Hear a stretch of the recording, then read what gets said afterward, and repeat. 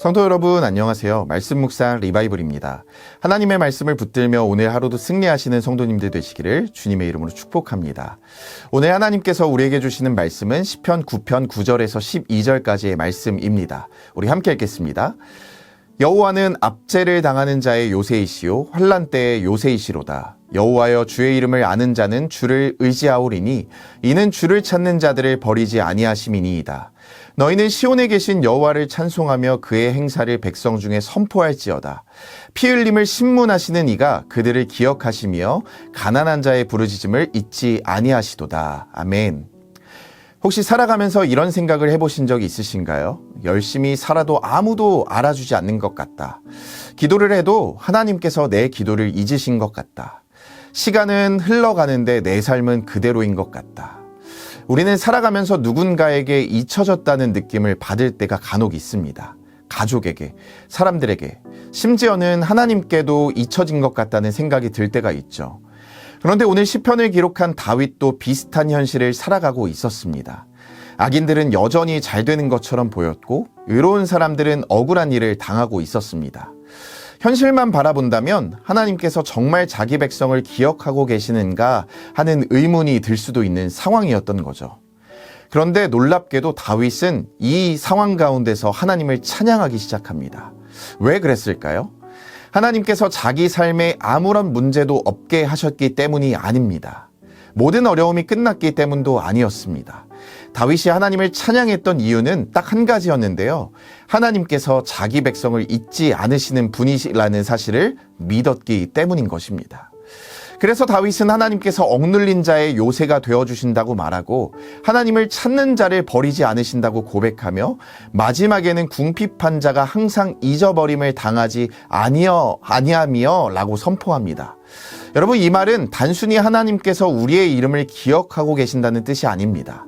하나님께서 우리의 형편을 아시고 우리의 눈물을 보시며 우리의 기도를 들으시고 가장 좋은 때에 가장 선한 방법으로 일하신다는 뜻입니다. 그런데 우리는 현실을 살아가다 보면 자주 하나님을 오해하곤 합니다. 기도의 응답이 늦어질 때면 하나님께서 나를 잊으신 것 같고, 어려움이 오랜 시간 지속되면 하나님께서 나를 외면하시는 것 같고, 또 내 삶이 좀처럼 달라지지 않으면 하나님께서 내 형편을 모르시는 것처럼 느낄 때가 많습니다. 하지만 여러분, 하나님께서 침묵하신다고 해서 우리를 잊으신 것은 절대로 아닙니다. 하나님께서 기다리게 하신다고 해서 우리를 외면하신 것도 아닙니다. 다윗은 오늘 우리에게 현실이 아니라 하나님을 바라보라고 이야기합니다. 우리의 감정이 아니라 하나님의 성품을 붙들라고 말합니다. 하나님은 자기 백성을 결코 잊지 않으시는 분이시기 때문인 거죠. 사실 우리가 가장 쉽게 흔들리는 이유도 바로 여기에 있습니다. 우리는 현실이 바뀌어야 하나님께서 일하고 계신다고 생각하고 문제가 해결되어야 하나님께서 나를 기억하신다고 생각합니다. 그러나 성경은 언제나 그 반대를 이야기합니다. 현실이 변하지 않았더라도 하나님은 여전히 일하고 계시며 응답이 더디게 느껴질지라도 하나님은 여전히 자기 백성을 붙들고 계십니다. 하나님의 기억하심은 우리의 상황에 따라 달라지는 것이 아니라 하나님의 변하지 않는 성품에서 비롯된다라는 것입니다. 사랑하는 성도님들, 혹시 오늘도 하나님께서 나를 잊으신 것 같다는 마음으로 살아가시는 분들이 계시지는 않습니까? 기도에도 응답이 없고 현실은 그대로이며 앞이 보이지 않아서 낙심하고 계시지는 않습니까? 오늘 시편 9편은 우리에게 분명하게 말씀합니다. 하나님은 자기 백성을 결코 잊지 않으시는 분이십니다. 그러므로 이제 우리의 삶은 눈에 보이는 현실보다 하나님의 신실하심을 더욱 신뢰하는 삶이 되어야만 합니다. 응답보다 하나님의 때를 믿고 상황보다 하나님의 성품을 붙들며 내 감정보다 하나님의 약속을 신뢰하는 것입니다. 비록 오늘 당장 모든 것이 달라지지 않는다 할지라도 하나님께서 나를 잊지 않으신다는 사실 하나만으로도 우리는 다시 일어설 수 있고 다시 하나님을 찬양할 수 있습니다.